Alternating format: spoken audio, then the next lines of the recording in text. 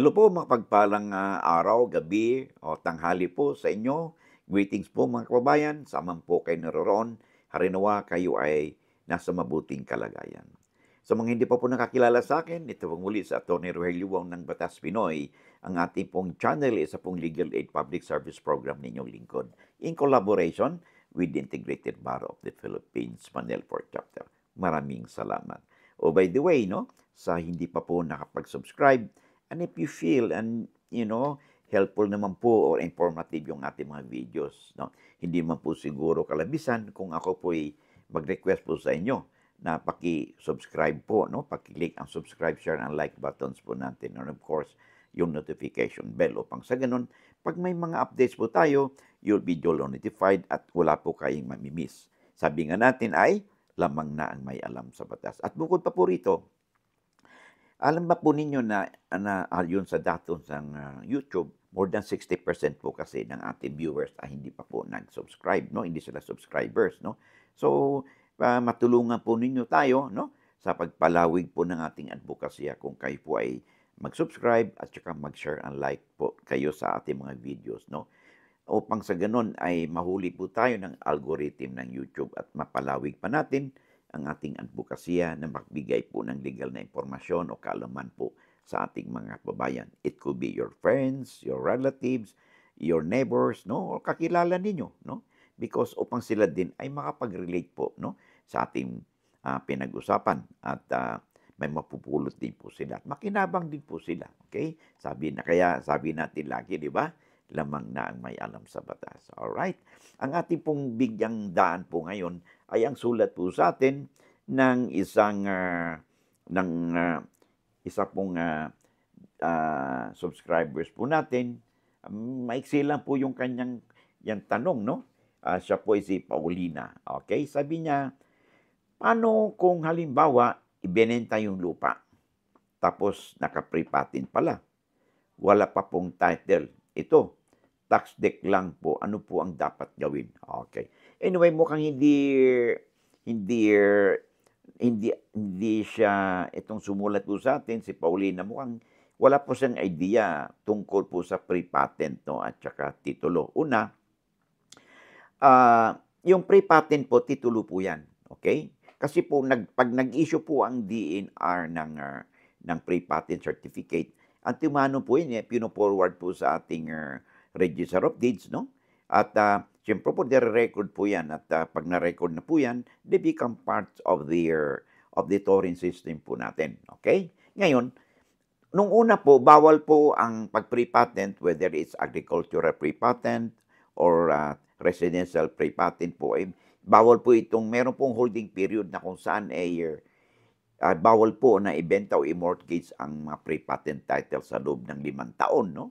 Pero wala na po yan, may batas na po tayo, no? This was passed several years ago, na kung saan pag kayo may pre-patent holder kayo, pwede po niyong i-dispose yan, pwede niyong ibenta, pwede niyong isangla. Wala na po yung tinatawag nating holding period, okay? So in this case, sa sulat sa atin ng Paulina, okay, binenta yung property, binenta. Okay, naka-pre-patent.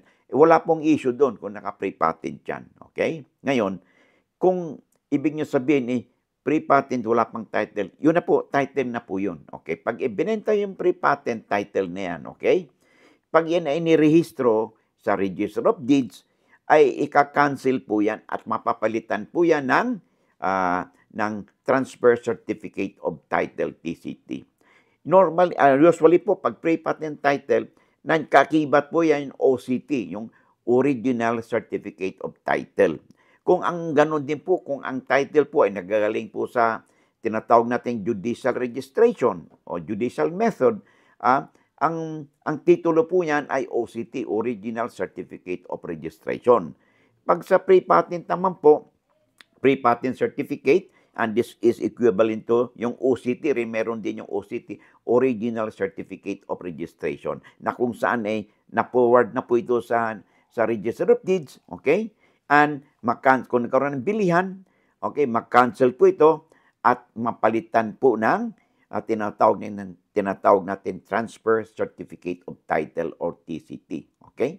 So ngayon, Kung ito ay meron na kayong benta na nagkaroon ng bilihan, sabi mo wala pang title, okay? Yun sigurong ibig sabihin, eh di ipresenta po ninyo ang inyong deed of sale, no? Absolute sale doon sa Register of Deeds. Of course, it follows na dapat meron kayong ICAR na, yung tinatawag nating Electronic Certificate of Registration, na kung saan ito'y galing sa BIR, na to prove na bayad kayo sa mga kaakibat ng mga taxes tulad ng capital gains tax, documentary stamp tax, no? At saka complied ba kayo, updated ba yung amilyar, no, sa inyong munisipyo, at mabigyan kayo na tinatawag nating tax clearance, okay? So, yun naman ang kailangan doon. So, once na may titulo na kayo, kasi karamihan po ng mga nagbebenta po ng property o kaya nakabili ng property o nagkaroon ng title, eh, pag once nabigyan ng title, eh tumitigil na sila doon, no? Kaya wala silang tax declaration certificate. Ang tataka sila tulad nito. Wala daw tax declaration certificate. Ay kung titigil nga kayo doon, halimbawa, dahil kayo may titulo na, kampante na kayo, hindi po automatic na once may titulo na kayo, hindi po automatic na magkaroon kayo ng tax declaration certificate. Kailangan po mag-apply kayo ng tax declaration certificate sa inyong assessor's office. Ang gagawin ninyo, pumunta kayo doon sa Register of Deeds at humingi kayo ng certified true copy ng title. Okay? And then, pumunta kayo doon sa assessor's office, mag-fill up kayo ng form. Okay? Ipakita ninyo yung titulo at bigyan certified true copy. Okay? Base dito sa inyong titulo ay kung ang bibigyan kayo ng panibagong tax declaration certificate at ika-cancel yung naunang na-issue na tax declaration certificate kung merong na-issue na. Kung hindi pa naman, wala pa, ay mabibigyan kayo ng panibagong tax declaration certificate, no? Nasa pangalan na ninyo o sa pangalan ng buyer. So, yun po ang inyong gagawin, ha? So, I hope nagkaroon na kayo ng tamang perspektibo, no? Tungkol sa pre-patent. Okay? Pre-patent po or OCT ay titled po yan ng lupa. In the same manner, pag yung pong Department of Agrarian Reform, nag-issue po yan ng tinatawag nating CLOA, Certificate of Land Ownership Award.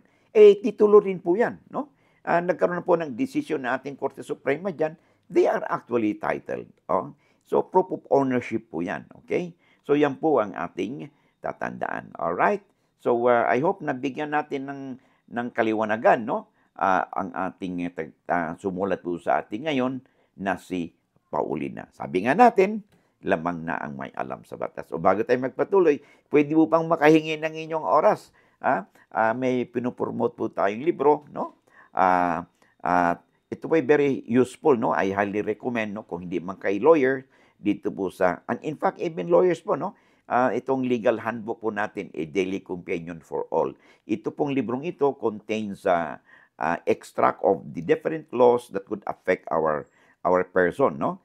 From the time na issued about our conception, nagpinanganak ng isang tao, nagkaroon ng issue sa kanyang birth certificate, pag-aasawa, sa family relation niya, nagkaroon ng legal separation, property relations, succession, mana, titulo ng lupa, okay?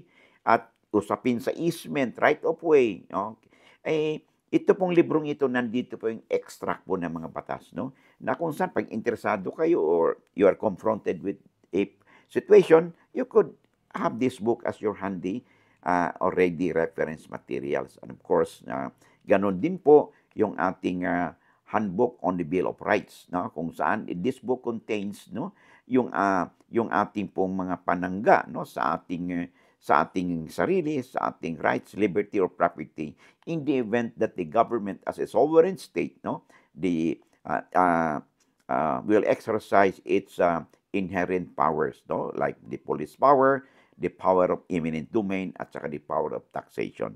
Pag nag-exercise po kasi ang ating estado ng kanilang inherent powers, are more or less there could be an adverse effect po sa ating property, life property, no? Dito po sa ating pong lipunan. So at least meron tayong kopya nito. Alam niyo kung kailan ba tayo pwedeng maaresto ng walang warrant, mahalughog ng walang warrant, may search warrant ba dapat, okay? Kailan ba makuha yung property natin for public use and purpose, no? Subject to just compensation, or meron din namang situation na hindi po tayo entitled ng just compensation. Okay? And then, there's also an issue about, ito na, digital world na tayo ngayon, no? May mga internet na tayo ngayon.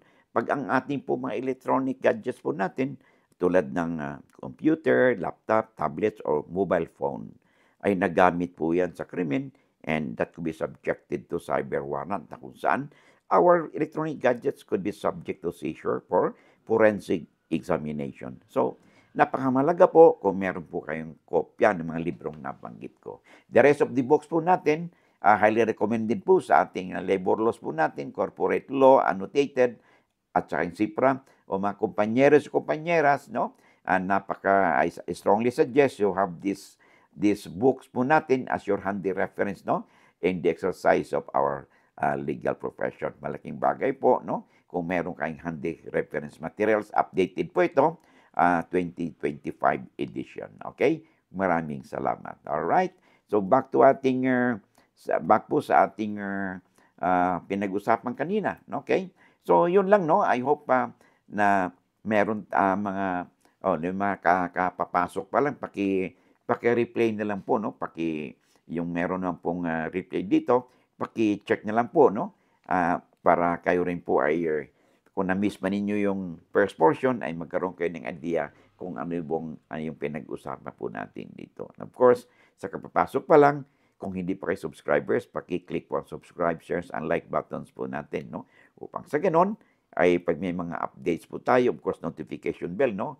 Pag updates po tayo, wala po kayong mamimiss na mga episode. Sabi nga natin ay lamang na ang may alam sa batas. Maraming salamat, and God bless.